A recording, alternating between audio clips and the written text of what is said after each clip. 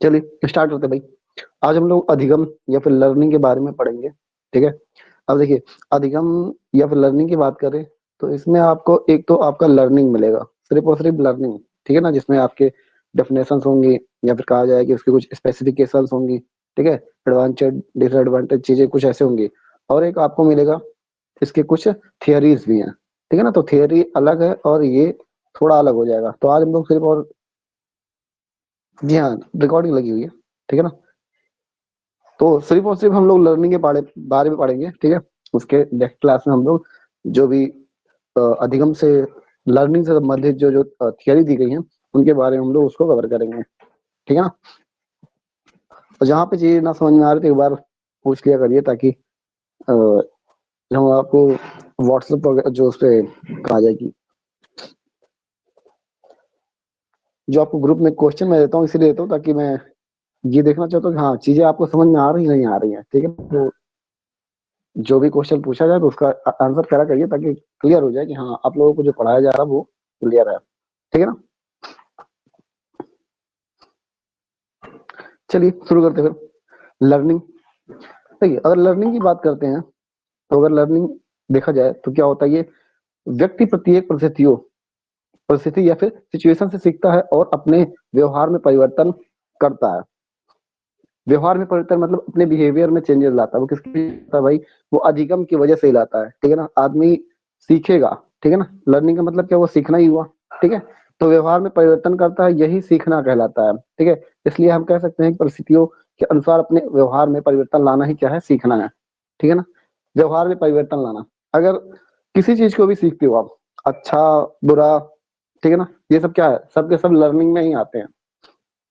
अब देखिए, अगर बच्चों की बात करें हम लोग कि भाई जैसा उनको एनवायरनमेंट मिलेगा, ठीक है ना, जैसा उनको सिखाया जाएगा, अच्छी बातें सिखाएंगे वो अच्छी सीखेंगे, गलत बातें सिखाएंगे तो गलत सीखेंगे। ठीक है ना, तो वही क्या है, सीखना, वही क्या है, लर्निंग है।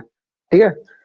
अब जैसे कोई भी बच्चा हो, ठीक है, तो बच्चा हो वो क्या होता है भाई, जो भी इनके स्टेजेस दिए गए हैं, ठीक है ना, तो जीरो से लेके जब तक वो आदमी मरता नहीं है तब तक आपको पता है ना, जो ये लर्निंग होता है, ये भी जिस तरीके से डेवलपमेंट है, डेवलपमेंट, ठीक है, डेवलपमेंट भी क्या होता है, डेवलपमेंट भी कभी खत्म नहीं होता। विकास जो होता है, विकास भी कभी खत्म नहीं होता। उसी तरीके से जो अधिगम है, लर्निंग, लर्निंग भी कभी समाप्त ना होने वाली, जन्म से लेके मृत्यु तक चलने वाली प्रक्रिया आपकी, ये भी लर्निंग है। ठीक है ना, हरदम आप कुछ ना कुछ सीखते रहोगे। ठीक है। तो ये चीज ध्यान रहे भाई कि लर्निंग जो है ये कैसी प्रोसेस है, जन्म से लेके मृत्यु तक चलने वाली ये भी प्रोसेस एक है। जिस तरीके से आपका कहा जाए कि डेवलपमेंट था, जिस तरीके से विकास था। ठीक है। चलिए अगले स्लाइड पे आते हैं भाई।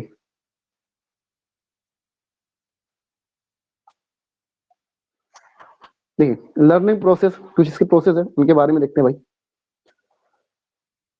अधिगम, अभी हमने कहा ना, अधिगम जो है जन्म से लेकर मृत्यु तक चलने वाली एक प्रक्रिया है। ठीक है ना, जिस तरीके से मैंने डेवलपमेंट की बात की कि भाई जन्म से कब्र तक, उसी तरीके से ये भी आपका लर्निंग भी है, जन्म से कब्र तक चलने वाली प्रक्रिया आपकी है। क्या आपकी लर्निंग है। ठीक है ना, जो सीखना है, आप जब तक जियोगे तब तक कुछ ना कुछ आपको लाइफ में सीखने को मिलता ही रहेगा।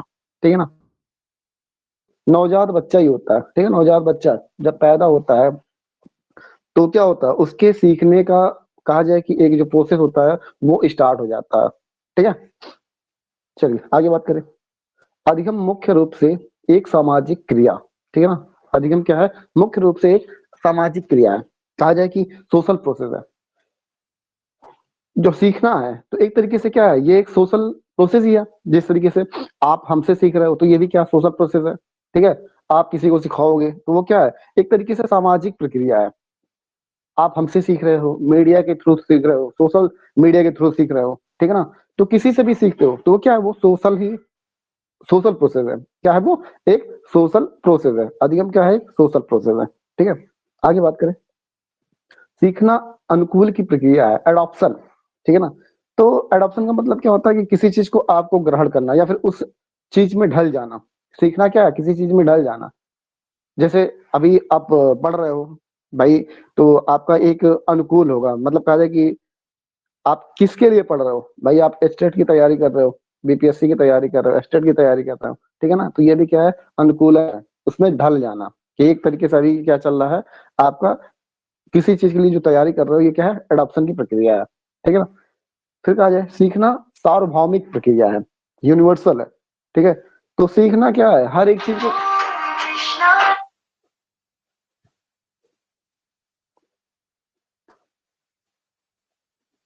ठीक है। अगर हम सीखने की बात करें कि ये यूनिवर्सल, यूनिवर्सल का मतलब क्या हुआ कि मतलब आप कुछ भी सीखो वो सब क्या है, मतलब कहा जाए कि पूरे के पूरे जो सीखना जो होता है वो क्या है, एक यूनिवर्सल प्रोसेस है। मतलब कुछ भी आप करोगे तो वो क्या सीखना ही तो है। आप मान लीजिए अभी स्टेट की तैयारी कर रहे हो, सीडीपी पढ़ रहे हो, ठीक है ना, सीडीपी पढ़ रहे हो, ठीक है ना। या फिर कहा जाए कि आप कोई और सब्जेक्ट पढ़ोगे तो वो भी क्या सीखना ही है, ठीक है। आप कहा जाए कि किसी चीज की ट्रेनिंग ले रहे हो तो ये भी क्या सीखना है। तो वही कह रहा है यूनिवर्सल प्रक्रिया है, क्या है, यूनिवर्सल प्रक्रिया है ये। जो भी सीखना हो वो क्या है, वो एक तरीके से यूनिवर्सली, ठीक है ना, सार्वभौमिक है। तो सीखना कोई लिमिटेशन नहीं है सीखने की, कुछ भी करेंगे आप तो वो क्या है, सीखने के अंतर्गत ही आएगा। इसीलिए क्या कहा गया है, सीखना क्या है, एक सार्वभौमिक या फिर कहा जाए यूनिवर्सल प्रक्रिया है, ठीक है। फिर सीखना एक मानसिक प्रक्रिया है, ठीक है ना। सीखना क्या है, मानसिक प्रक्रिया है, मेंटल प्रोसेस। तो आप कुछ भी पढ़ते हो तो भाई आपका जो मेंटल प्रोसेस है या फिर जो मानसिक प्रक्रिया है वो कहीं ना कहीं काम आ रही कि नहीं आ रही। आप अगर पढ़ते हो भाई कि हम सीडीपी के बारे में पढ़ रहे हैं, तो सीडीपी के बारे में अगर पढ़ रहे हो, जब तक आपका मेंटल वर्क नहीं करेगा, मेंटल प्रोसेस नहीं काम करेगा, तब तक क्या पढ़ पाओगे, चीजों को आप स्टोर कर पाओगे, चीजों को आप समझ पाओगे कि भाई सीडीपी में हम क्या पढ़ रहे हैं क्या नहीं पढ़ रहे हैं, ठीक है ना। तो ये क्या है, मेंटल प्रोसेस है, मानसिक प्रक्रिया है, ठीक है। तो भाई सीखना क्या आता है, एक मानसिक प्रक्रिया के अंतर्गत आता है, ठीक है। नेक्स्ट की बात करते हैं। अधिगम एक जटिल प्रक्रिया है, जटिल मतलब कॉम्प्लेक्स, जिसमें लर्नर की एक्टिव एंगेजमेंट की जरूरत होती है। अब इस चीज को समझिएगा, जटिल प्रक्रिया, जटिल का मतलब क्या, कॉम्प्लेक्स। मतलब किसी चीज को आप क्या आसानी से सीख जाते हो, अगर आसानी से हम लोग चीजों को सीख जाते भाई तो कहीं इतने दिनों को हमें टाइम वेस्ट करने की क्या जरूरत थी। कल हमारा स्टेट का पेपर होता, कल हमारा सीटेट का पेपर होता, आज हम पढ़ते, कल पेपर दे के आते और अच्छे खासे नंबर लेके आते हैं, ठीक है ना। तो इसीलिए कहा गया है कि अधिगम जो है एक जटिल प्रक्रिया है। भाई आसानी से इसको हम नहीं सीख सकते हैं, ठीक है ना, जिसमें लर्नर एक्टिव एंगेजमेंट की जरूरत होती है। मतलब आप उसमें सक्रिय रहोगे। भाई सक्रियता की जरूरत है कि नहीं आपको, कि आप मान लीजिए आप आज पढ़ रहे हो, ठीक है ना, 2-4 दिन ना पढ़ो, फिर एक दिन पढ़ो, फिर ना पढ़ो, तो ये क्या आप चीजों को कवर कर पाओगे, नहीं कर पाओगे। तो भाई इसीलिए उसमें एक्टिव रहने की जरूरत है, उसमें आपको एंगेज रहना पड़ेगा, कि आप कहीं ना कहीं चीजों को एक कंटिन्यूटी बनाए रखना पड़ेगा, ठीक है ना। तो इसीलिए अधिगम क्या है, जटिल प्रक्रिया है जिसमें लर्नर एक्टिव एंगेजमेंट की जरूरत होती है, ठीक है। चलिए आगे देखते हैं।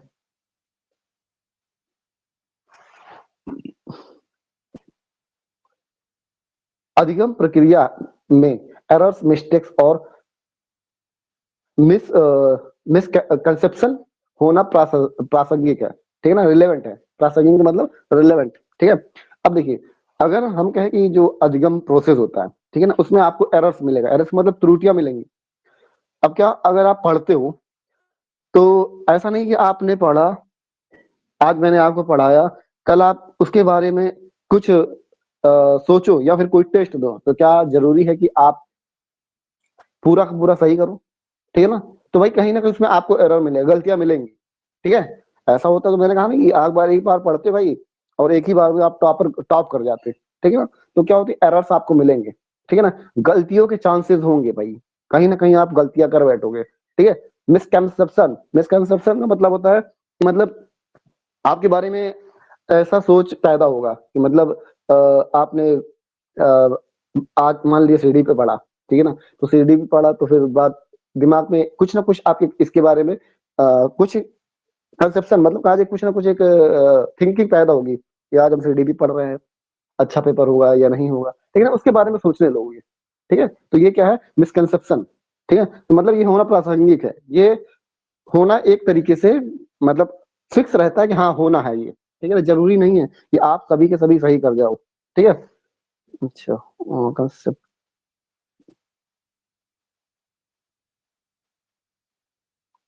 वही वही चीज है ना, कंसेप्शन का मतलब वही हुआ। ठीक है, चलिए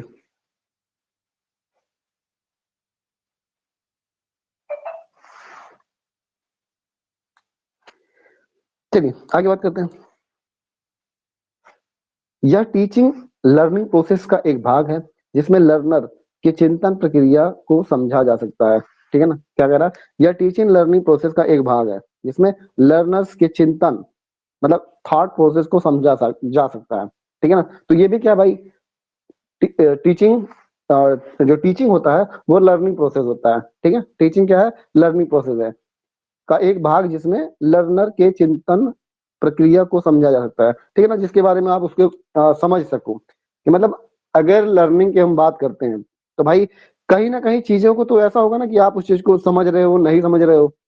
ठीक है, अब इसके बारे में कहा जाए कि कुछ ऐसे फैक्ट्स होते हैं कि मतलब जो लर्नर के एक तरीके से कहा जाए कि जो लर्निंग होता है कि लर्निंग में किस किस तरीके से होते हैं कि भाई अगर हम लोग किसी चीज को पढ़ते हैं बेवजह तो पढ़ते नहीं है। ठीक है ना, या फिर कहा जाए कि कुछ चीजों को पढ़ने के बाद उसका कहीं यूटिलाइज ना हो। भाई यूटिलाइज तो होना ही होना है कि मतलब आप सीडीपी पढ़ रहे हो तो किसी वजह से एक कहा जाए कि कोई आपका जरूरत होगा नीड होगा तभी तो पढ़ रहे हो सीडीपी। ठीक है ना, तो वही चीज है कि ठीक है, यह टीचिंग लर्निंग प्रोसेस का एक भाग है जिसमें लर्नर या फिर अधिगम करता, लर्नर का मतलब क्या होता है, अधिगम करता। ठीक है ना, जो पढ़ने वाला हो चिंता प्रक्रिया को समझा जा सकता है। ठीक है, चलिए आगे बात करते हैं।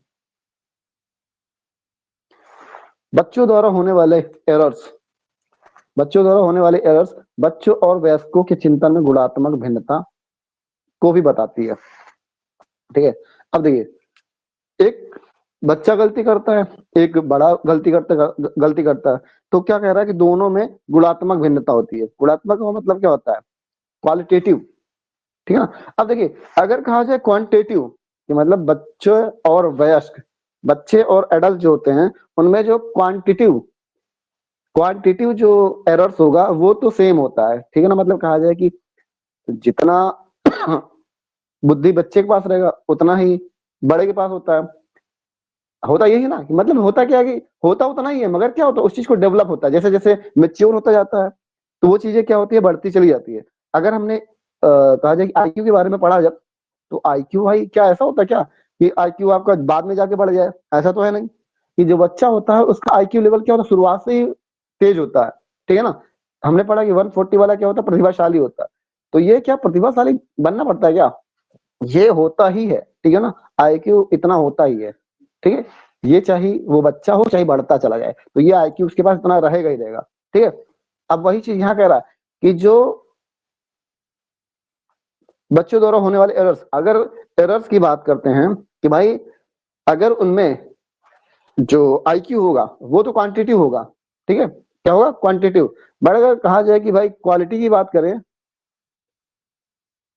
हाँ नहीं गॉड गिफ्टेड, वही कह रहा है ना, गॉड गिफ्टेड का मतलब क्या है, आईक्यू तो भाई जो बच्चा है उसके अंदर जो आईक्यू है वो तो जीवन भर पर्यंत रहेगा। मतलब शुरुआत से लेके जब तक उसकी मृत्यु नहीं होती तब तक तो वो रहेगा ही रहेगा। ठीक है ना, तो ये क्वांटिटिव होता है। अब यहाँ क्वालिटी की बात क्या हुई, गुणात्मक भिन्नता, कि मतलब अगर बच्चा गलती कर, छोटी मोटी गलतियां होती हैं। ठीक है ना, जब बड़े गलती करते हैं इन दोनों की गलतियों में क्या होता है, गुणात्मक डिफरेंस होता है, क्वांटिटिव क्वालिटिव डिफरेंस होगा। इस चीज को ध्यान रखना है कि बच्चों द्वारा और एडल्ट के द्वारा जो भी गलतियां होंगी वो क्या होगी, क्वालिटी होगी। ठीक है ना, क्या होगी, क्वालिटी होगी। इस चीज को ध्यान रखना है। ठीक है,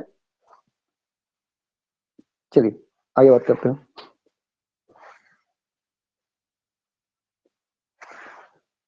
चलिए देखते हैं कुछ जो आपके अधिगम है, जो लर्निंग प्रोसेस होता है, जो लर्निंग होता है उसको प्रभावित करने वाले कौन कौन से कॉजेज होते हैं, कौन कौन से कारक हैं।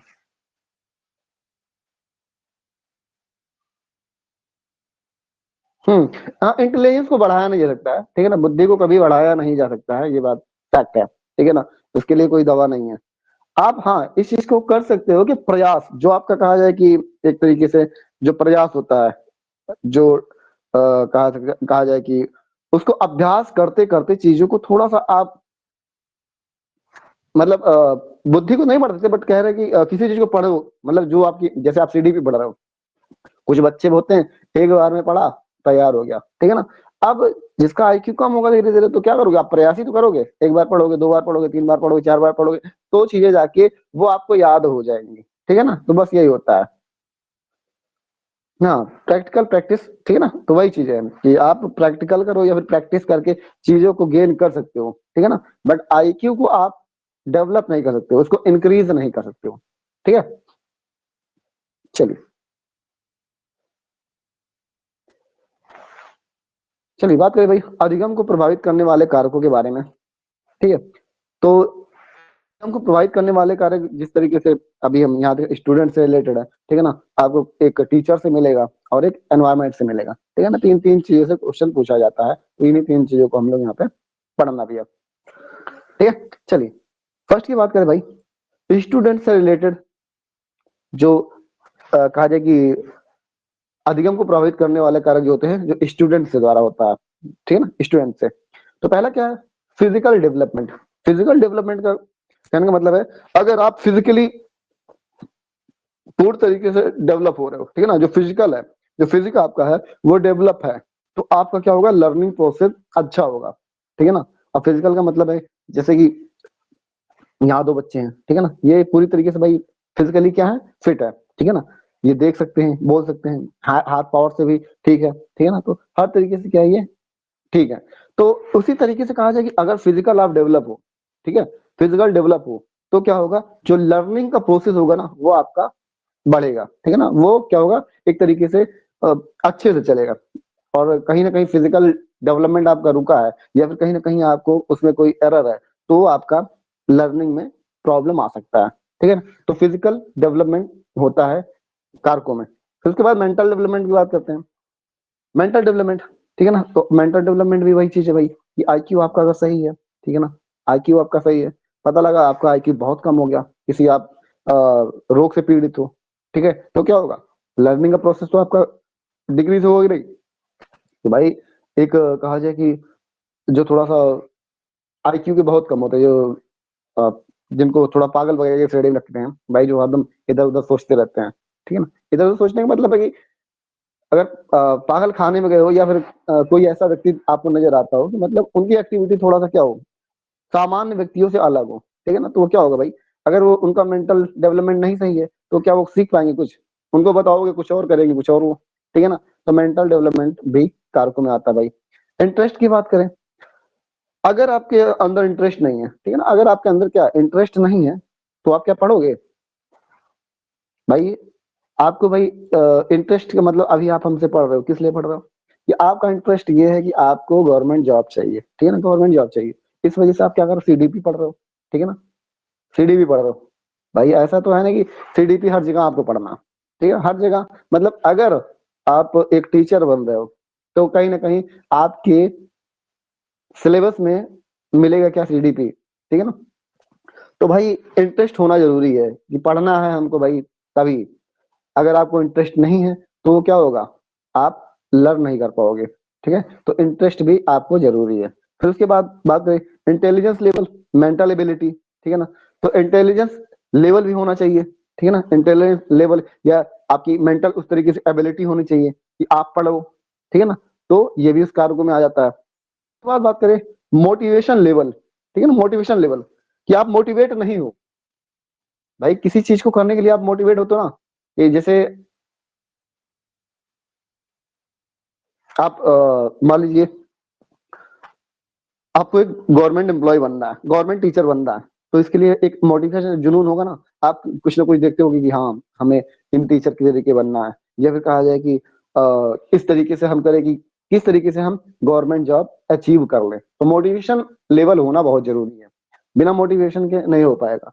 और एक चीज को ध्यान रखना है भाई कि अधिगम को प्रभावित करने वाले कारकों में ना सबसे मेन कारक आपका मोटिवेशन होता है। आपसे पूछा जाएगा क्वेश्चन कि भाई कि अधिगम को प्रभावित वाले करने वाले कारकों में इसमें मेन कौन सा है, ठीक है ना, या फिर कहा जाएगी प्रमुख। तो ये चीज ध्यान रखिए कि मोटिवेशन मिलेगा तो आपको इन सभी में से मिलेगा, बट मोटिवेशन होना बहुत जरूरी है।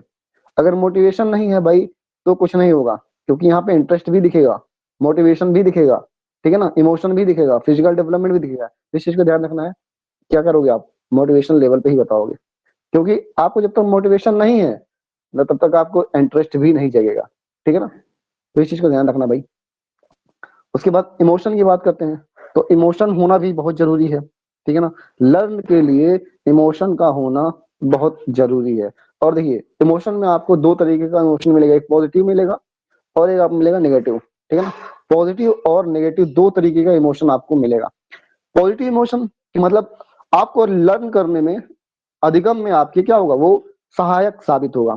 ठीक है ना, कि सहायक का मतलब कि अगर आप किसी चीज को सीख रहे हो, पढ़ रहे हो, तो क्या होगा, कहीं ना कहीं वो इंक्रीज होगी।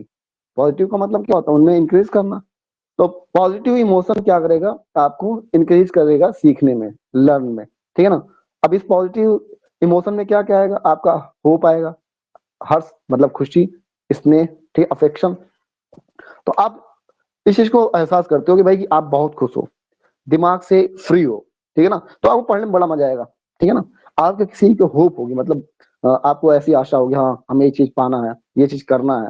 ठीक है ना, तो क्या होगा कि आप थोड़ा सा जो पढ़ने का प्रोसेस होगा ना, सीखने का प्रोसेस होगा, वो और अच्छा होगा।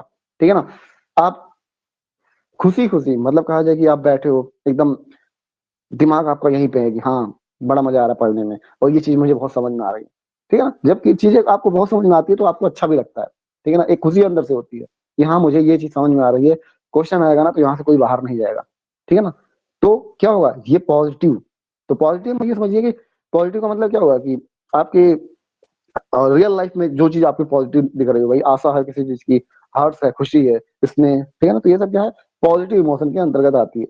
फिर निगेटिव इमोशन की बात करते हैं कि भाई नेगेटिव इमोशन में क्या होता है, ये कहीं ना कहीं आपको डिक्रीज करेगा, लर्न करने में क्या करेगा, डिक्रीज करेगा, कहीं ना कहीं सीखने में बाधा पैदा करेगा।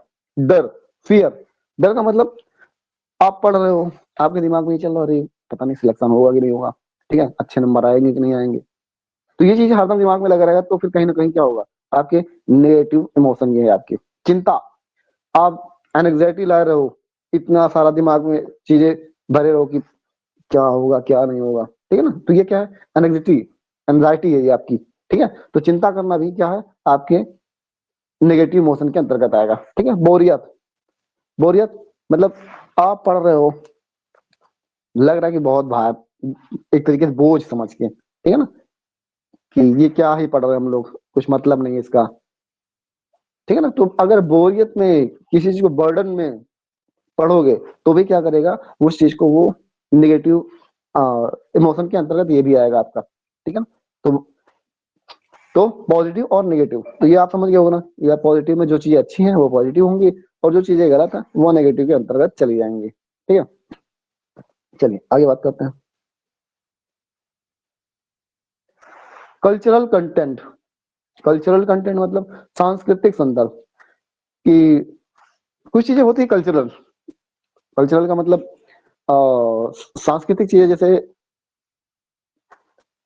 हर एक व्यक्ति का हम कहेंगे जो धर्म है, या फिर कुछ पर्टिकुलर जातियां हैं, तो उनका कुछ एक संस्कृति होती है। ठीक है, जैसे हिंदू धर्म है भाई, हमारा मानना है भगवान है, हम उनकी पूजा करते हैं। ठीक है ना, उनसे कुछ हमारी होप रहती है। ठीक है, एक पॉजिटिव एनर्जी हम उनसे उनसे मिलती है। तो वो क्या है, सांस्कृतिक कंटेंट है। ठीक है ना, कल्चरल कंटेंट होता है कि मतलब आप अ, कभी भी फेवर देने जाते होगे ना, तो भगवान का हाथ जोड़ के जाते हो कि भगवान, ठीक है ना, तो ये क्या है, हमारे अंदर पॉजिटिव एनर्जी लेके आती है।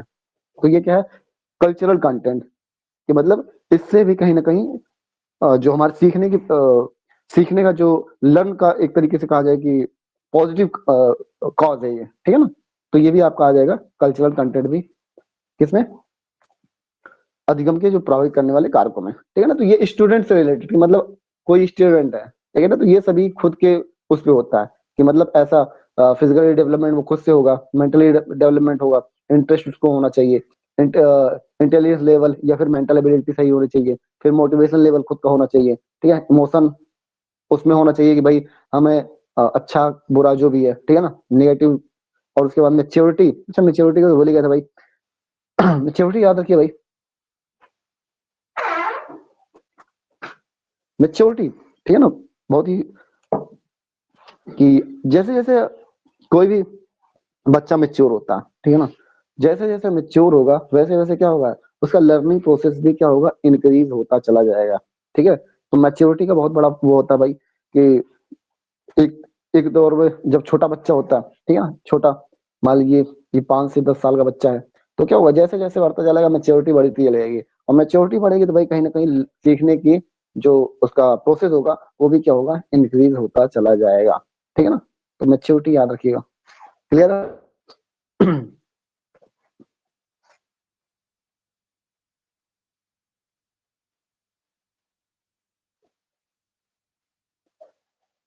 चलिए उसके बाद हम लोग पढ़ेंगे टीचर से रिलेटेड कुछ कॉज है।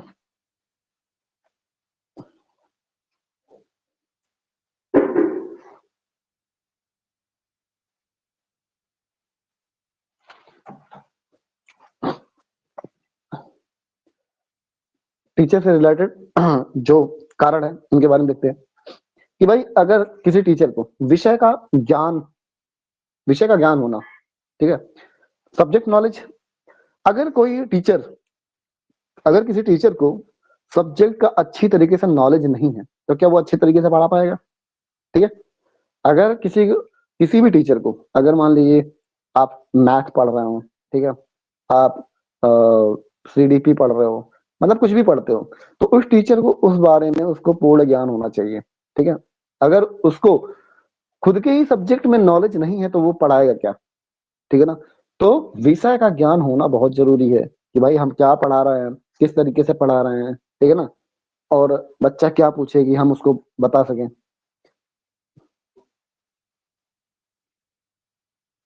ठीक है ना, फिजिकल, हाँ सही है, ठीक है ना, मैच्योरिटी का मतलब वही हुआ।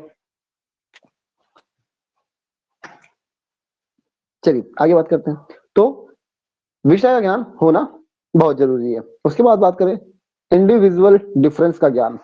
इंडिविजुअल डिफरेंस का ज्ञान का मतलब क्या हुआ भाई कि कोई भी टीचर, किसी भी टीचर को इस चीज का ज्ञान होना चाहिए कि भाई वो एक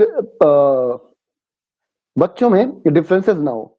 बच्चों में डिफरेंस का मतलब है कि कभी कभी होता है भाई, ऐसा होता है कि टीचर जो होते हैं, जो बहुत अच्छे पढ़ने वाले बच्चे होते हैं उस पर ज्यादा फोकस करते हैं, और जो थोड़ा सा क्या होता है कि लो होता है पढ़ने में, या फिर कहा जाए कि थोड़ा सा स्लो होता है, तो उन पे ज्यादा फोकस नहीं करते हैं। ठीक है ना, तो ये क्या होता है, इंडिविजुअली डिफरेंस। ठीक है ना, तो ये डिफरेंस क्रिएट हो जाता है कि अच्छे बच्चे को और अच्छा पढ़ा देते हैं, और जो थोड़ा सा बच्चा नहीं पढ़ पा रहा, थोड़ा सा वीक बच्चा है, तो उसको क्या करते हैं, उस तरीके से नहीं करते हैं। या फिर कहा जाए कि भाई कोई फिजिकली हैंडीकैप्ड है, ठीक है, तो उसमें कभी कभी ऐसा भी होता है कि भाई फिजिकली उस तरीके से नहीं हो पा रहा है, तो आप उस पर ज्यादा फोकस नहीं करते हो। ठीक है ना, क्योंकि होता है कि भाई फिजिकली वे कहीं ना कहीं कुछ प्रॉब्लम आ जाती हैं, कुछ ऐसी दिक्कतों का सामना करना पड़ जाता है कि वो सामान्य बच्चों से थोड़ा सा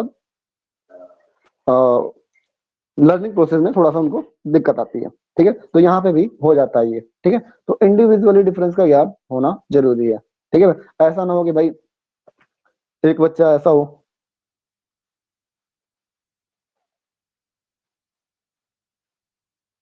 एक मिनट। ठीक है, ऐसा ना हो कि भाई वो बच्चों में डिफरेंस, मतलब बच्चों में डिफरेंस करना उनको आना चाहिए। ठीक है ना, किसी पर्टिकुलर पे ज्यादा फोकस नहीं करना चाहिए।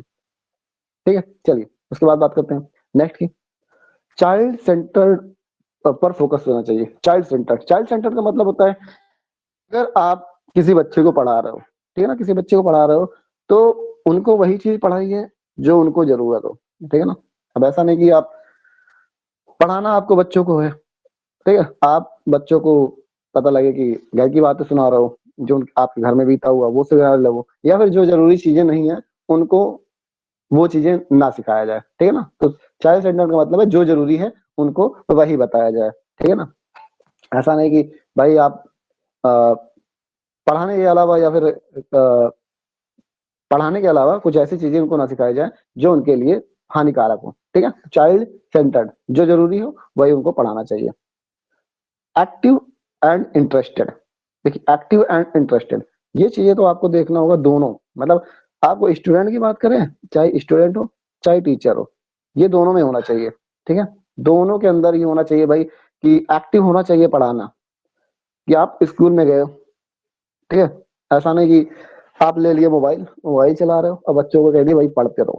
ठीक है, तो ऐसा नहीं होना चाहिए, आपको भी एक्टिव होना पड़ेगा कि भाई हम बच्चों को किस तरीके से पढ़ाएं कि बच्चा और भी बढ़िया पढ़े, या फिर किस तरीके से उनको ऐसा सिखाया जाए कि वो चीजों को जल्दी सीख जाए।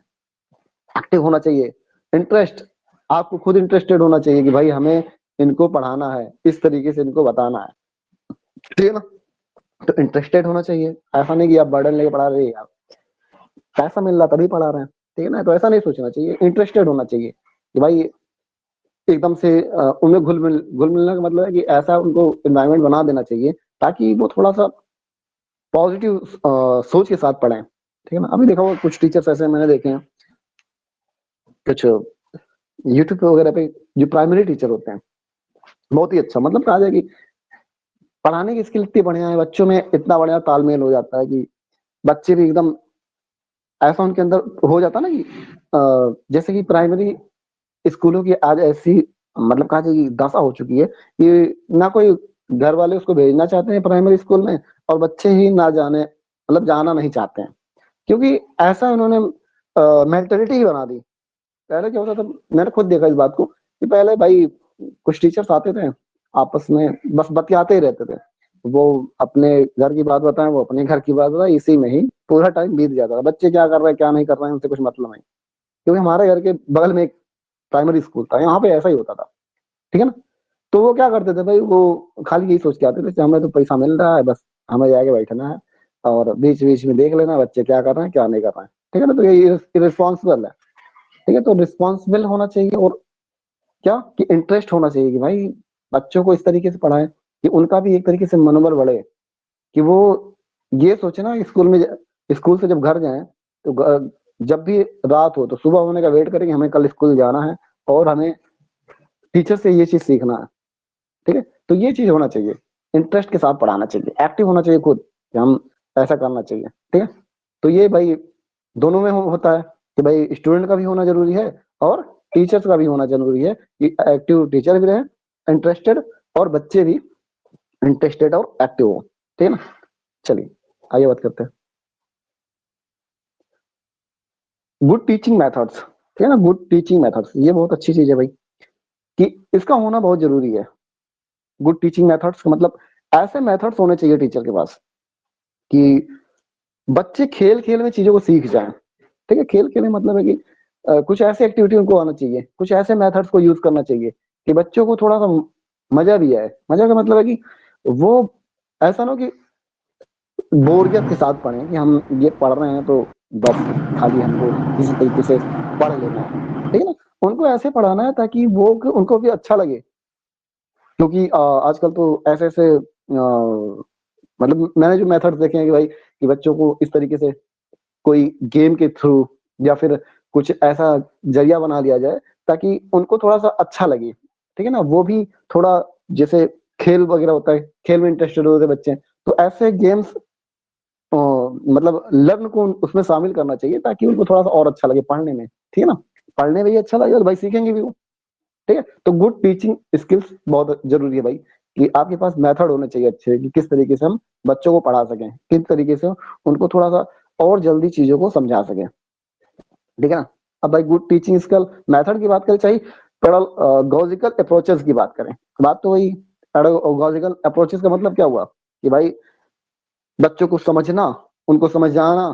ठीक है ना, किस तरीके से बच्चों को हैंडल करना है आपको। ठीक है ना, ऐसा नहीं कि भाई आप पढ़ा रहे हो, ठीक है ना, पढ़ाते पढ़ाते कोई बच्चा आपसे कुछ बार बार पूछने लगा तो आप गुस्से के मारे उसको दो झापड़ मारना ही देना, आपको उनको समझाना है। ठीक है ना, कि कुछ इस तरीके से समझाना है ताकि बच्चों को भी थोड़ा सा बुरा ना लगे। बुरा का मतलब ये होता है कि भाई पहले क्या होता ना, पहले के टीचर्स और बच्चे वैसे ही होते थे भाई कि अभी तो फिलहाल ऐसा कुछ होता नहीं। बच्चों को इस तरीके से मारा जाता था ना कि वाकई में लगता था कोई जेलर किसी कैदी को मारता है। तो ये बहुत पहले कहा जाए कि लगभग मैंने अपने स्कूल टाइम में भी देखा था, क्योंकि भाई वहां पे आप गलती करोगे तो मतलब कोई भी कहा जाए कि गुंजाइश नहीं होती थी कि आपको माफ कर दिया जाए। ठीक है ना, बहुत बुरी तरीके से मारते थे। मैं 6 टू 12 जीआईसी फैजाबाद में पढ़ा था, तो वहां पे मैंने टीचरों को देखा था। वहां पे मतलब जीआईसी में जितने भी जीआईसी स्कूल होते हैं वहां पे तो स्ट्रिक्ट होता है कुछ, बट वहां पे कुछ ज्यादा स्ट्रिक्ट था।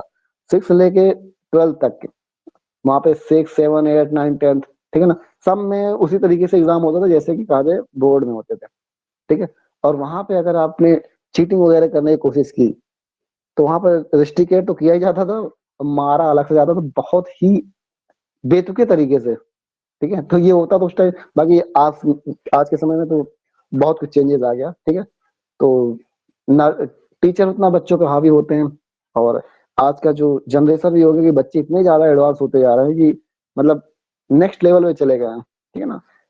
10th तक जाते जाते बच्चों में ऐसे बैड हैबिट्स आ जाते हैं कि मतलब कोई भी कल्पना के परे है। कल्पना का मतलब कि स्मोकिंग करना, ड्रिंकिंग करना, ऐसा क्या नहीं है कि जो वो ना कर लेते हो।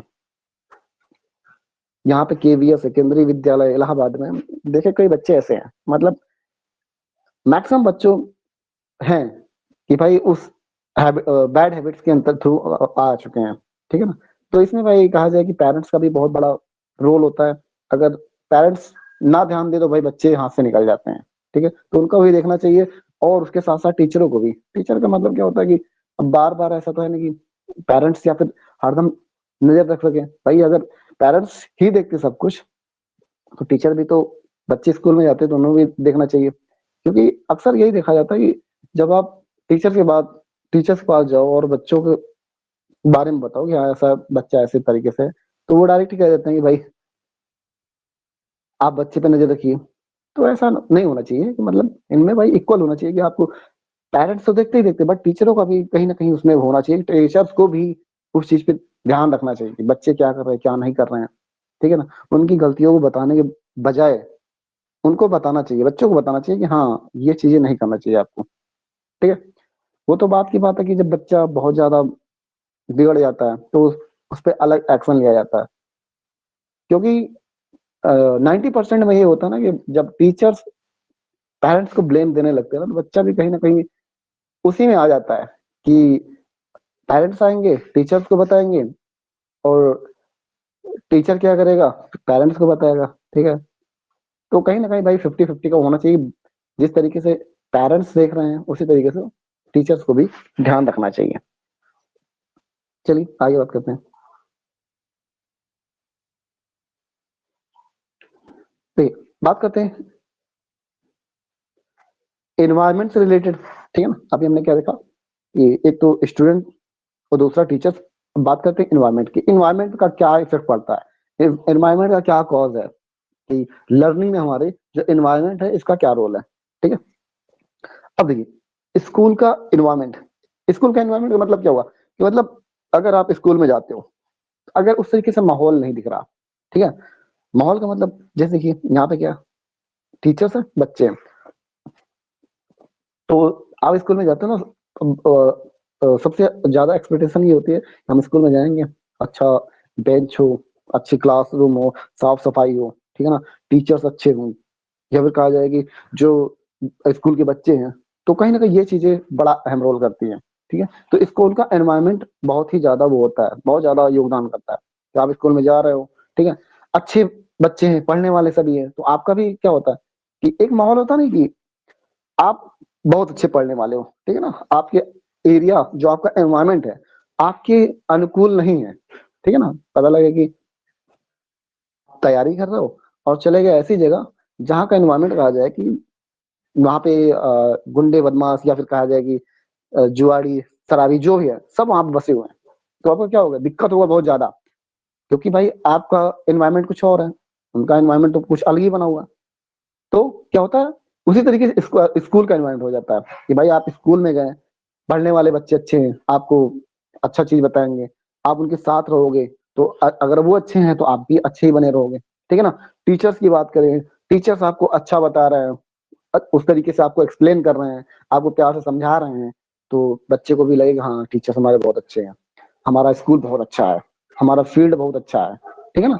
या फिर कहा जाए कि जितना भी स्कूल का A to Z, ग्राउंड हुआ, स्कूल का टेबल हुआ, बेंच हुए, ठीक है ना, तो ये सब क्या होता है देखिए, जो मतलब स्कूल का एनवायरनमेंट पॉजिटिव चेंजेस लेके आता है। ठीक है, नेक्स्ट की बात करते हैं, क्लास का एनवायरनमेंट। ठीक है ना, अब स्कूल का एनवायरनमेंट हुआ भाई, तो क्लास का एनवायरनमेंट वही हुआ। ठीक है ना, तो स्कूल में तो ऑल ओवर जो भी था, टीचर्स, आपका प्लेग्राउंड, आपका जो भी म्यूजिक रूम है, मतलब A to Z जितना भी स्कूल है, तो वो तो स्कूल का एनवायरनमेंट हुआ। क्लास का एनवायरनमेंट की बात करते हैं भाई, सहयोगात्मक होना चाहिए और सह सकारात्मक।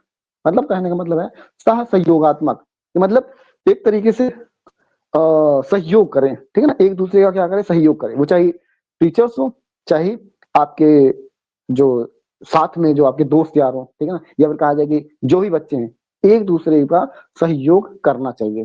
ठीक है ना, सकारात्मक, मतलब कहा जाए कि कॉपरेशन।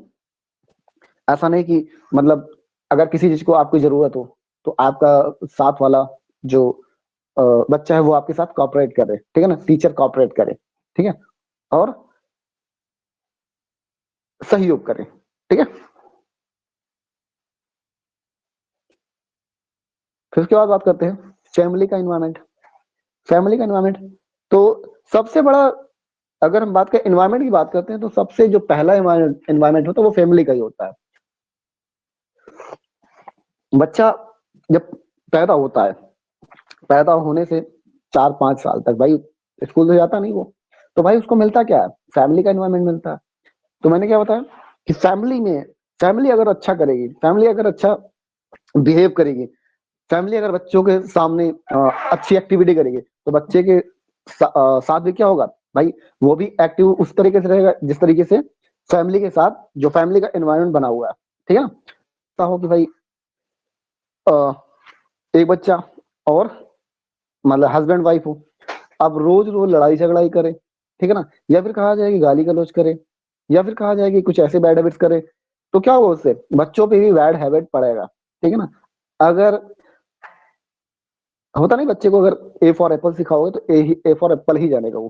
ठीक है ना, उनको अगर होता है आजकल का कल्चर क्या है कि भाई चीजों को इंग्लिश में बताते हैं, कैट है, डॉग है, मतलब जितना इन्वायरमेंटल एरिया ना, सब चीजों को उनको इंग्लिश में बताते हैं ताकि बच्चा क्या हो हमारा इंग्लिश अच्छा सीख जाए। अच्छी चीजें है ये भी। ठीक है ना, एक तरीके से सीखने का वो होता है कि जैसे बच्चा हुआ तो उनको होता नहीं कि उनको टॉयज लेके आते हैं, उसी तरीके से जैसे अल्फाबेट वाला पूरा एक टॉयज का वो होता है, या फिर कहा जाए एक रिंग होता है।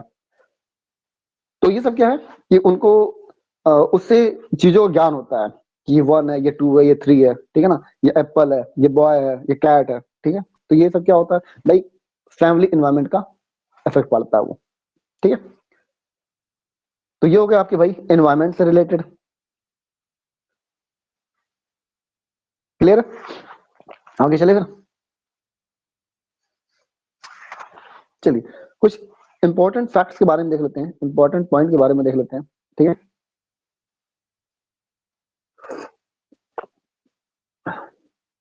चलिए, स्कूल में अधिगम में प्रवेश से सहभागिता द्वारा कौशलों और ज्ञान का अर्जन पर अधिक बल देना चाहिए। ठीक है ना, अब क्या करना है, मतलब स्कूल में अधिगम में प्रवेश से सहभागिता द्वारा। ठीक है, सहभागिता का मतलब क्या होता है, एक दूसरे का क्या कह सकते हैं उसको, मतलब किसी चीज में एक तरीके से पार्टिसिपेट कराना। ठीक है ना, कौशल और ज्ञान का अर्जन पर अधिक बल देना होता नहीं, मतलब मैंने कहा ना कि ऐसी एक्टिविटी कराना चाहिए ताकि उनको ज्ञान ज्ञान का अर्जन ज्यादा हो। ठीक है ना, उनके कौशलों को आप जान सको। अब वो किस तरीके से करना है ये डिपेंड करता है। तो इस क्या होना चाहिए कि मतलब आपके अंदर ऐसी मेथोडोलॉजी होनी चाहिए, या फिर कहा जाए कि ऐसी टीचिंग स्किल होना चाहिए। ठीक है, तभी तो आप कर पाओगे भाई उनके कौशल किस तरीके से अच्छे हैं, या फिर उनको किस तरीके से अक्षा जो आप उनको लर्न करा रहे हो उनको ज्ञान का अर्जन अच्छा हो सके। तो ये क्या होगा कि आपकी टीचिंग स्किल अच्छी होनी चाहिए। ठीक है, आपके मेथड अच्छे होने चाहिए किस तरीके से ज्ञान का अर्जन हो। तो ठीक है, क्या करा कि उस पर ज्यादा बल देना चाहिए कि ज्ञान का अर्जन ज्यादा से ज्यादा हो। ठीक है, उनके कौशलों को आप देख सको। चलिए आगे बात करते हैं, सार्थक अधिगम, मीनिंगफुल लर्निंग। ठीक है, मैं एक समस्या पर विविध तरीकों से विचार करने के लिए प्रोत्साहित या फिर इनकरेज करना। अब ऐसा नहीं कि आपको किताब मिली तो आप किताबी डेफिनेशन ही बच्चों को बताओ, भाई डेफिनेशन के साथ साथ जरूरी ये भी है कि उनको समझ में आना चाहिए, मीनिंगफुल लर्निंग, ठीक है ना। ऐसा नहीं कि कोई डेफिनेशन किताब में ली और आपने वही डेफिनेशन लिख दिया, हाँ हो गया ये, ठीक है ना। ऐसा नहीं होना चाहिए कि भाई बच्चों को समझ में तो आना चाहिए कि डेफिनेशन जो आपने बताई है उस डेफिनेशन का मतलब भी तो समझ में आना चाहिए। ऐसा नहीं कि रटाते रहो बच्चों को, रटाते रहो रटाते रहो, ठीक है। एग्जाम में तो वो रट लिया, उसके बाद जब कंपटीशन में बैठा हुआ तो क्या करेगा वो। भाई आप किसी चीज को रटते हो तो क्या होगा, तो आपको याद रहेगा, इन चीजें याद रहेंगी, बट उसका अगर मीनिंग नहीं पता है तो क्या होगा, तो भाई आप कंपटीशन में नहीं बैठ पाओगे, ठीक है। पूछेगा वही सब कुछ, मगर क्या होगा, लैंग्वेज चेंज हो जाएगा। अगर लैंग्वेज चेंज हुआ तो आपके रटे तो कुछ और हो, ठीक है। तो यहाँ पे वही चीज बता रहा कि भाई जो सार्थक अधिगम में एक समस्या पर विविध तरीकों से विचार करने के लिए प्रोत्साहित करना, इनकरेज करना, ठीक है ना। एक चीज को कई तरीकों से उनको बताइए ताकि कहीं से भी कुछ पूछा जाए तो वो उनको कोई दिक्कत ना हो, ठीक है। अगर आपको बताया जाए भाई जैसे मल्टीप्लिकेशन के बारे में बताया जाए कि आपको गुणा याद मतलब पहाड़ा याद करना है, ठीक है, तो पहाड़ों को भी उनके तरीके से बताइए कि भाई 2 इंटू 2 भी 2 इंटू 2 होता है 4, और 2 प्लस 2 भी होता है 4 होता है, ठीक है ना। तो उनको थोड़ा सा एक तरीके से हर चीज को कई तरीकों से बताएं ताकि उनको ये चीजें समझ में आ जाए कि हाँ आखिर में हम जो पढ़ रहे हैं वो चीजें है क्या आखिर में, ठीक है ना। ऐसा नहीं कि हम याद करते चले जा रहे हैं और बाद में कुछ और पूछा गया उससे रिलेटेड तो फिर हम ना बता पाए, ठीक है। चलिए आगे बात करते हैं। अधिगम अधिक सार्थक और प्रभावशाली होता है अगर वह मुख्यतः स्वनिर्देशित हो। तो कहने का मतलब ये है, लर्न का जो अधिगम जो होता है अधिक सार्थक मतलब और प्रभावशाली होता है, कब होता है कि जब आप खुद चीजों को समराइज करो, खुद चीजों को थोड़ा सा उस पर थिंकिंग करो, ठीक है ना। कि मतलब हमने पढ़ लिया, आज हमने टीचर ने पढ़ा दिया, हम घर पे आने के बाद उसके बारे में और भी चीजों को समझें कि हाँ इसके बारे में और क्या क्या चीजें हो सकता है, ठीक है ना। सेल्फ डायरेक्टेड मतलब खुद से विचार विमर्श करना, खुद से उस चीज के बारे में सोचना, ठीक है। अगर हमने मान लीजिए सीडीपी का लर्निंग प्रोसेस पढ़ लिया, अब यहाँ से पढ़ने के बाद ये सोचना होगा हमें कि भाई हमने जो पढ़ा है उससे क्या क्या क्वेश्चन आए, ठीक है, क्या क्या क्वेश्चन आया था, उसका क्या क्या आंसर हो सकता है, पेपर्स में क्या क्वेश्चन बने थे, ठीक है, इसमें जो पढ़ाया गया था वो आया है कि नहीं आया है। तो ये क्या है, सेल्फ, ठीक है ना, सेल्फ डायरेक्टेड, स्वनिर्देशित मतलब खुद से निर्देश करके। तो ये क्या होता है, ये और भी ज्यादा जो लर्निंग का प्रोसेस होता है वो और भी अच्छा हो जाता है, ठीक है ना। चलिए आगे बात करें। प्रभावी अधिगम के लिए प्रभावी अधिगम के लिए शिक्षार्थी की सक्रिय भागीदारी की आवश्यकता होती है। भाई सक्रिय भागीदारी मतलब क्या हुआ कि आपको एक्टिव होना पड़ेगा, ठीक है ना। ऐसा नहीं कि आपने पढ़ लिया, स्कूल में पढ़ा, बट घर जाने के बाद आपने कुछ भी नहीं पढ़ा, ठीक है ना। तो ये चीज क्या है भाई, ये चीज गलत है। आपको सक्रिय होना पड़ेगा कि हमने जो पढ़ा है, हमें क्या होमवर्क मिला है, और होमवर्क के अलावा जो हमें होमवर्क में मिला है उसके बारे में क्या करें, सेल्फ डायरेक्ट मतलब खुद से उस चीजों को समझें, खुद से चीजों को देखें कि भाई कौन सा क्वेश्चन प्रीवियस ईयर में आया था या नहीं आया था, ठीक है ना, हमने क्या सही पढ़ाया था क्या गलत पढ़ाया था, ये चीजें सब समझ में आपको आ जाना चाहिए, ठीक है। तो वही क्या है, सक्रिय भागीदारी, ठीक है। आगे बात करते हैं।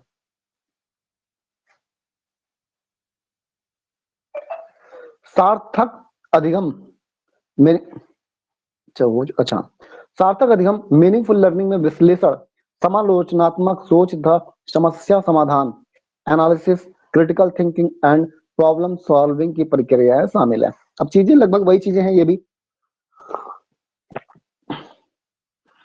मीनिंगफुल लर्निंग में अगर बात करें हम लोग कि मीनिंगफुल लर्निंग कि मतलब कोई चीज हम लोग पढ़ रहे हैं, ठीक है, तो उसमें समालोचनात्मक, ये चीज समझिएगा, समालोचनात्मक मतलब क्या होता है कि उसको एनालिसिस करना, ठीक है ना, उसको क्रिटिसाइज करना। क्रिटिसाइज क्रिटिसाइज का मतलब क्या होता है कि अगर कोई चीज बनता है ना तो उसका क्रिटिसाइज होता है, मतलब जैसे कोई आपने मूवी देखी, ठीक है ना, तो उसके दो पक्ष होते हैं, एक अच्छा होता है, एक खराब होता है। तो ओवरऑल जो होता है ना, ओवरऑल ओवरऑल मूवी को देखने के बाद हमारा एक, कहा जाए कि तर्क आता है, एक और कहा जाए कि एक रिजल्ट, परिणाम।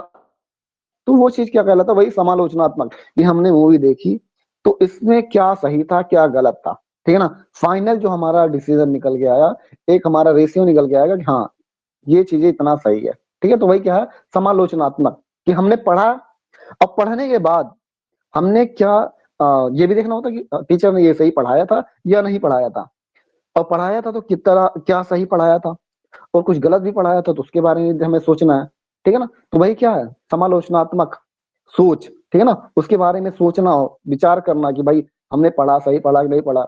ऐसा नहीं है कि भाई हम जो पढ़ाते जा रहे हैं आप वही पढ़ते चले जा रहे हो, ठीक है ना।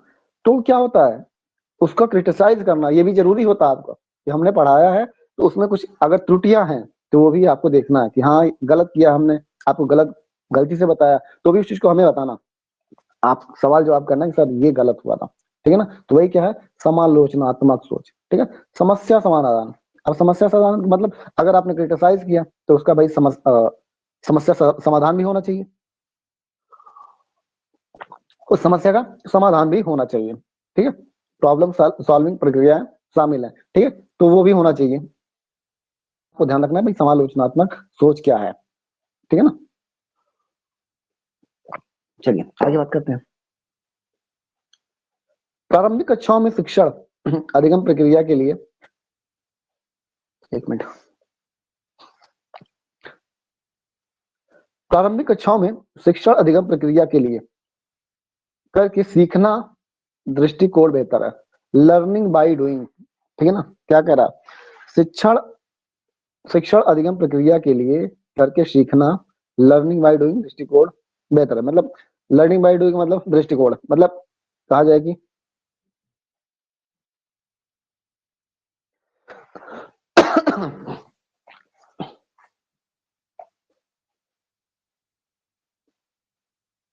जो पढ़ने का दृष्टिकोण है, ठीक है ना, लर्निंग बाय डूइंग का मतलब क्या हुआ, मतलब आपने पढ़ा तो आपकी दृष्टिकोण क्या है, किस तरीके से क्या चीजों को हम सीख रहे हैं, ठीक है। तो वही है लर्निंग बाय डूइंग, इसमें बहुत ज्यादा ध्यान में रखना, ठीक है ना। उसके बाद पढ़ते हैं, अधिगम के लिए विद्यालय के सामाजिक अवसरों में भागीदारी महत्वपूर्ण है। सामाजिक अवसर, सामाजिक अवसर का मतलब जैसे कभी कभी स्कूल में क्या होता है, कुछ इवेंट होते हैं, पहले क्या होता था, 26 जनवरी हुआ, 15 अगस्त हुआ, 2 अक्टूबर हुआ, कुछ ऐसे स्पेसिफिक डेट्स होते थे, उनमें क्या होता था, स्कूल में कुछ इवेंट्स कराए जाते थे। 26 जनवरी आया तो 26 जनवरी के अवसर पर बच्चों क्या होता है, स्पीच तैयार होते थे, कई बच्चे स्पीच तैयार करके जाते 26 जनवरी पे हमें क्या बोलना है, कि 26 जनवरी। फिर उसके बाद डांस का भी कुछ मतलब इवेंट रखे जाते थे, या फिर गानों के इवेंट रखे जाते थे। तो ये क्या है, सामाजिक अवसर, ठीक है। तो उसमें क्या होता है कि बच्चों की जो एक डर होता है ना वो खत्म हो जाता है। तो वो डर अगर खत्म होता है तो वो वही कहीं ना कहीं क्या होता है, एक लर्निंग में बहुत ही ज्यादा, मतलब कहा जाए कि लर्निंग का एक बेस्ट प्रोसेस होता है, ठीक है। अब जैसे जरूरी नहीं कि हर एक बच्चा पढ़ लिख के आईएएस पीसीएस टीचर ही बने, ठीक है ना। भाई इतने सारे वो हैं, मान लीजिए कोई बच्चा सिंगिंग करना चाहता है, सिंगिंग के क्षेत्र में चला जाता है, अच्छा डांसिंग करता है, डांस में चला जाता है, खेलना चाहता है, क्रिकेट में जाता है, फुटबॉल में जाता है, एथलीट बनता है, ठीक है ना। तो क्या है, ये सब एक अलग अलग वो है। तो उसी में क्या है, सामाजिक अवसर। अब सामाजिक अवसर इसीलिए ना बनाया गया भाई, कि अगर आपके अंदर वो एक्टिविटी है, अगर आप अच्छा गाना गाते हो तो आप स्कूल टाइम से गा रहे हो लोगों के सामने, देखिए एक गाना गाना और लोगों के सामने गाना गाना, दोनों में बड़ा अंतर होता है। आप घर में हर एक आदमी गुनगुनाता है, कुछ ना कुछ जो भी मन में आया गुनगुनाने लगे। मगर अगर आपसे कहा जाए कि आप जाइए कम से कम 100 क्या, मैंने कहा 20-25 लोग आपके सामने खड़े हैं, ठीक है ना, आपके घर में छोटा बर्थडे हो रहा और आपको कहना गाना गाइए, तो क्या आप गाओगे, नहीं होता ये चीज, ठीक है ना। तो ये कुछ ही बच्चों में होता है ऐसा, ठीक है, कि जो शुरुआत से एकदम वो होते हैं, या फिर ऐसा माहौल बनता है, कब होता है वो, कि जब आपको सामाजिक अवसर मिलता है, ठीक है। स्कूल में इवेंट हुआ, बच्चा गाना गा रहा, उनका एक डर खत्म हो गया कि अब चाहे 10 आए चाहे 10,000 आए, हमें गा लेना है, ठीक है ना। तो वो क्या है, सामाजिक अवसर है। तो क्या कह रहा है, अधिगम के लिए विद्यालय के सामाजिक अवसरों में भागीदारी महत्वपूर्ण है। तो वहां पे भागीदारी आपको करना चाहिए। चलिए आगे बात करते हैं भाई। उसके बाद बात, अच्छा अधिगम के प्रकार क्या क्या क्या,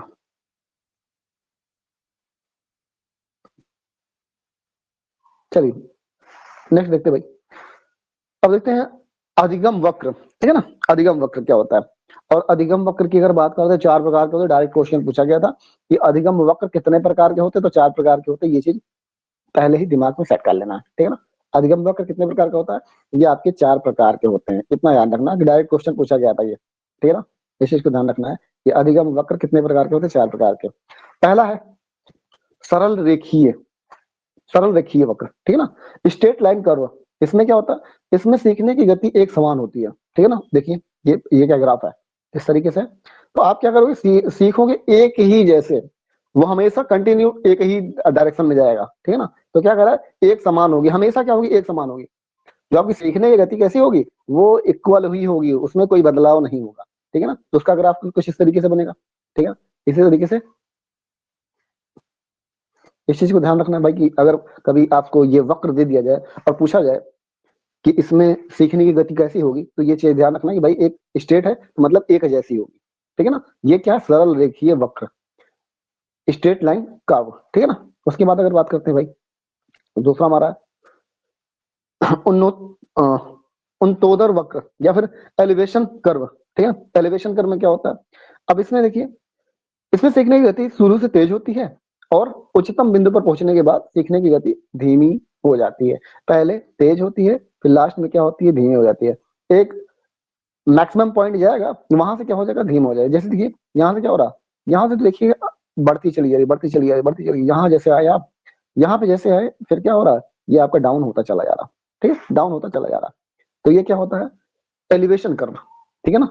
ये क्या है, एलिवेशन कर्व। एलिवेशन कर्व में क्या होता है, पहले तो सीखने की जो गति होती है वो बहुत तेज होती है, बट एक मैक्सिमम पॉइंट पे जाके क्या होता है, वहीं से आपकी गति धीमी हो जाती है, ठीक है ना। तो आपको ये वाला वक्र याद रखना है, ये वाला ग्राफ याद रखना है आपको, ठीक है ना। जब भी आपको एलिवेशन कर्व की बात करेगा तो ये वाला है, लीनियर कर्व की बात करेगा तो ये वाला। फर्स्ट आपका लीनियर कर्व है, दूसरा आपका एलिवेशन कर्व है, ठीक है ना।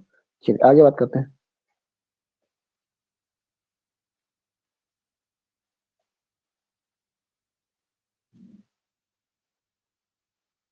नेक्स्ट देखिए, नाथोदर अधिगम वक्र या फिर कहा जाए कॉनकेव लर्निंग कर्व, ठीक है। कॉनकेव लर्निंग कर्व, इसमें क्या होता है, इसमें शुरू में सीखने की गति धीमी होती है, फिर उसके बाद क्या हो जाती है, तेज हो जाती है, ठीक है ना। एक तो एलिवेशन देखा हमने, एलिवेशन में ऐसा था, उल्टा इसका ऐसा है, ठीक है ना। एलिवेशन में पहले क्या तेज होती है, फिर उसके बाद धीमी हो जाती है। बट अगर कॉनकेव की बात करते हैं, कॉनकेव में पहले गति धीमी होती है और बाद में तेज हो जाती है। देखिए कुछ इस तरीके से आपको पहले धीरे रहेगी, धीरे रहेगी, फिर धीरे धीरे धीरे बढ़ती चली जाएगी, ठीक है ना। तो ये क्या है, कॉनकेव लर्निंग कर्व, ठीक है। क्या है, कॉनकेव लर्निंग कर्व है ये आपका, ठीक है। तो ये चीज आपको ध्यान रखना। नेक्स्ट की बात करते हैं भाई, मिश्रित अधिगम वक्र, ठीक है ना, मिसलेनियस, ठीक है।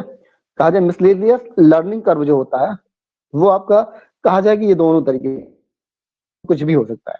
कुछ भी कहने का मतलब है, इसमें शुरू में अधिगम गति तेज या धीमी दोनों हो सकती है, या तो तेज होगा या तो धीमा, ठीक है ना, दोनों ही हो सकता है। तो ये चीज आपको ध्यान रखना भाई कि जो मिसलेनियस होता है, इसमें धीमा या तेज कुछ भी हो सकता है शुरुआत में, और लास्ट में भी यही होगा। अगर शुरू में तेज होगा तो लास्ट में धीमा हो जाएगा, अगर शुरू में धीमा होगा तो लास्ट में तेज हो जाएगा, ठीक है ना। तो ये है मिसलेनियस अधिगम वक्र है, ठीक है ना। तो ये चीज आपको ध्यान रखना है। जो वक्र है, अधिगम वक्र कितने प्रकार के हैं, चार प्रकार के हैं, ये आपको ध्यान रखना है। चलिए आगे बात करते हैं। अधिगम पठार की बात करें भाई, अधिगम पठार क्या होता है। अधिगम पठार, इसमें क्या होता है, इसमें सीखने की गति जो होती है ना, एकदम कांस्टेंट होती है, ठीक है ना। कांस्टेंट का मतलब होता है इसमें सीखने की गति क्या हो जाती है, रुक जाती है, यानी इसमें ना तो उन्नति और ना ही अवनति। अधिगम का पठार में अधिगम की गति जीरो हो जाती है। अब वही चीज है, अगर कुछ नहीं हो रहा है, ना इंक्रीज हो रहा है ना डिक्रीज हो रहा है, इसका मतलब क्या, वो शून्य है, और वही क्या है, अधिगम का पठार कहलाता है। तो ये चीज अधिगम का पठार में इतना ही ध्यान रखना आपको, क्योंकि कभी कभी पूछ लेता है कि अधिगम पठार क्या है। अधिगम पठार का मतलब समझिए शून्य, क्या होगा, शून्य होगा, ना उसमें ही वृद्धि होगी, ना ही उसमें डिक्रीज, ना फिर इंक्रीज, ठीक है ना। डिक्रीज इंक्रीज कुछ नहीं होता इसमें, इसमें अधिगम पठार में क्या होता है, शून्य होता है ये। चलिए आगे बात करें। अधिगम स्थानांतरण की बात करते हैं भाई। अधिगम स्थानांतरण का मतलब क्या हुआ कि भाई जब कोई एक सीखा हुआ कौशल काम दूसरे सीखने के कौशल या फिर काम को प्रभावित करता है तो उसे सीखने का स्थानांतरण कहते हैं। ठीक है ना। मतलब कहा जाए कि आपने कुछ सीखा, आपने कुछ सीख लिया और जो आपने सीखा है वो कहीं ना कहीं उसका यूटिलाइज हो। ठीक है ना, कुछ सीखा उसका कुछ यूज हो, वही क्या है, अधिगम का स्थानांतरण। ठीक है ना, अधिगम का स्थानांतरण वही चीज तो कह रहा है, जब कोई एक काम सीखा हुआ कौशल काम दूसरे सीखने के कौशल काम को प्रभावित करता है तो उसे सीखना कहते हैं। जैसे आपने भाई आपने पढ़ा, आपने पढ़ा है तो आप पढ़ा भी सकते हो, आप टीचर भी बन सकते हो। ठीक है ना, तो वही चीज क्या है, आपने सीखा और फिर किसी को सिखाया। ठीक है, वही क्या है, अधिगम स्थानांतरण। कुछ भी हो सकता है। ठीक है ना, वो पढ़ाना ही नहीं। आपने ड्राइविंग की तो ड्राइविंग आपने की तो किसी को सिखा भी सकते हैं ड्राइविंग। ठीक है, आपने खाना बनाना अच्छा आता तो आप किसी और को बनाना सिखा सकते हो। ठीक है, तो ये क्या है, अधिगम का स्थानांतरण। अब अधिगम का स्थानांतरण जो होता है वो 3 प्रकार का होता है, उनको भी देख लेते हैं हम लोग। ठीक है, पहला स्थानांतरण के प्रकार भाई, पहला आपका धनात्मक, धनात्मक स्थानांतरण। किसी कार्य को करने का ज्ञान, योग्यता अथवा अनुभव जब अन्य कार्य को करने में सहायक होता है तब इसे सीखने का धनात्मक स्थानांतरण माना जाता है। ठीक है, जैसे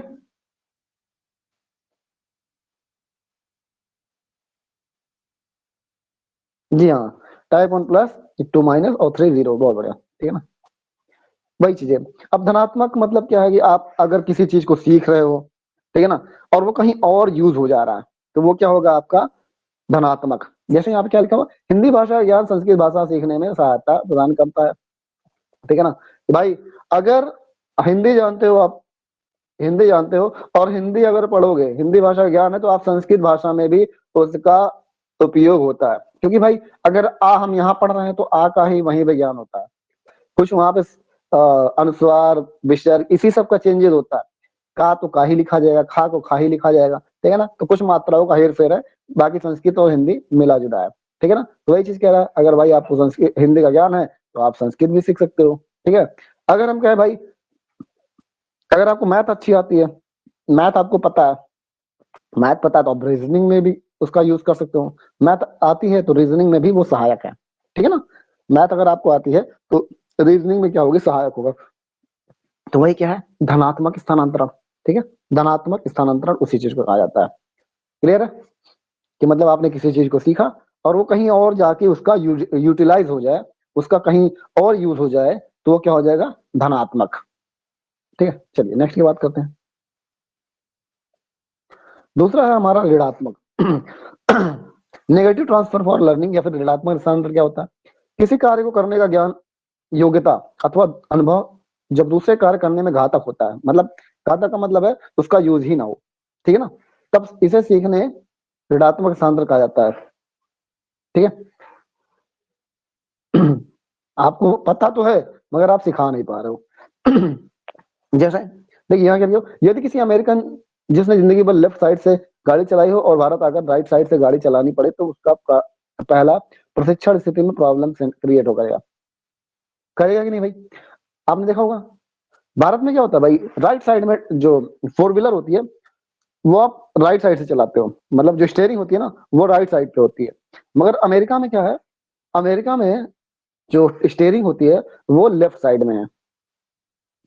ठीक है ना, तो ये चीज का ध्यान है भाई कि कोई अगर लेफ्ट साइड में गाड़ी चलाता रहे, अचानक से उसको दे दीजिए भारत में भाई आओ गाड़ी चलाओ, यहाँ पे तो राइट साइड में रहता है तो नहीं चला पाएगा। तो ये क्या है, ऋणात्मक स्थानांतरण है। ठीक है ना, क्या है, ऋणात्मक स्थानांतरण। क्लियर है। जैसे भाई आपको मैथ बहुत अच्छा आता है, ठीक है ना, मैथ बहुत बढ़िया आती है, और कहा जाए कि जाओ भाई आप गृह विज्ञान पढ़ाने लगो, ठीक है ना, तो क्या पढ़ा पाओगे, नहीं पढ़ा पाओगे। ठीक है ना, मैथ अच्छा पढ़ा रहे हो, जाकर इंग्लिश पढ़ाओ, नहीं पढ़ा पा, ऋणात्मक, आपको ज्ञान तो है बट आप इंग्लिश नहीं पढ़ा पाओगे। ठीक है ना, तो यही क्या है, ऋणात्मक स्थानांतरण। नेक्स्ट की बात करते हैं, शून्य स्थानांतरण। इसमें क्या होता है, सीखने की प्रक्रिया में जब पूर्व अनुभव ना तो सहायक होता है और ना ही बाधक होता है। ठीक है, तो ये क्या है आपका शून्य स्थानांतरण पाया जाता है। जैसे मैथ सीखने के बाद खाना बनाना सीखना, तो भाई ये तो आराम से कर सकते हो भाई। ठीक है ना, तो यहाँ पे कुछ क्या किसी चीज का स्थानांतरण मतलब शून्य है एकदम, ठीक है ना। मैथ क्या है, शून्य। मैथ सीखने के बाद खाना बनाना सीखना, ये क्या है, यहाँ पे किसी चीज का यूज नहीं हो रहा है मैथ का। खाने बनाने में क्या मैथ का यूज होगा, नहीं यूज होगा, ठीक है ना। तो यही क्या हो जाएगा भाई, शून्य स्थानांतरण। यहाँ पे किसी भी लर्निंग का कोई, यहाँ पे जो मैथ आपने पढ़ा है तो यहाँ पे ना यूज होना, वो क्या हो जाएगा आपका शून्य, ठीक है ना। क्या हो जाएगा, शून्य स्थानांतरण। तो पहला प्लस प्लस देखा, दूसरा माइनस देखा, और तीसरा क्या हो जाएगा, शून्य स्थानांतरण आपका हो गया, ठीक है। तो ये रहा आपका जो अधिगम का जो थ्योरी वाली जो थ्योरी वाला पार्ट था, ये आपका यहाँ पे कंप्लीट हो गया, ठीक है ना। अभी जो हमें पढ़ना है वो क्या है, लर्निंग में आपका बचा हुआ है जो कहा जाए कि कुछ जो साइंटिस्ट की थ्योरी, ये तो मान लीजिए आपका कहा जाए कि थ्योरी ये वाली है, बट कुछ साइंटिस्टों ने अपनी अपनी थ्योरी दी थी, उनके बारे में देखना। और क्वेश्चन वहां से ही बन जाते हैं, यहाँ से मान लीजिए बनते हैं बट बहुत कम। हाँ, पीडीएफ आपको मिल जाएगी, पीडीएफ आपको मैं पीडीएफ में ग्रुप में भेज दूंगा। तो यहाँ से क्वेश्चन तो बनते हैं, एक आध क्वेश्चन यहाँ से आपको देखने को मिलेगा, ठीक है ना। क्योंकि ये थोड़ा सा इजी वाला पोर्शन है, बट जो जो थ्योरी दी गई है कुछ साइंटिस्टों ने दिया है, ठीक है ना, बंडूरा थे या फिर जो भी थॉर्नडाइक थे, उनके वहां से क्वेश्चन अच्छे पूछे जाते हैं, ठीक है। तो आज हम लोगों ने यहाँ का ये वाला पोर्शन कंप्लीट कर लिया। कल आपका थ्योरी कंप्लीट हो जाएगा, तो कल जो इसके क्विज होंगे, साथ ही साथ क्विज को भी हम लोग कंप्लीट कर लेंगे, ठीक है ना। तो आज के लिए इतना ही करते हैं, तब तक के लिए सभी को गुड नाइट।